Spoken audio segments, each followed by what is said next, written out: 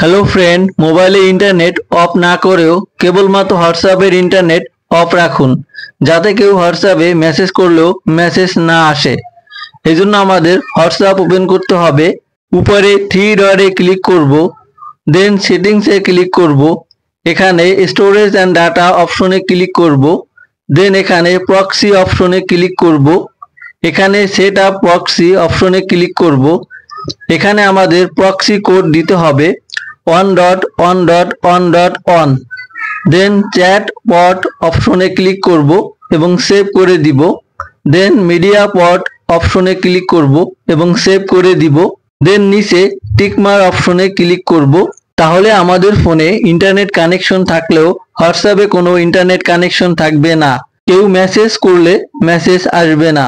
আর আপনি যদি স্বাভাবিকভাবে হোয়াটসঅ্যাপ ইউজ করতে চান, তাহলে এই অপশনে হাতের আঙ্গুল দিয়ে চেপে ধরবেন, দেন প্রক্সি কোডটি ডিলিট করে দিবেন।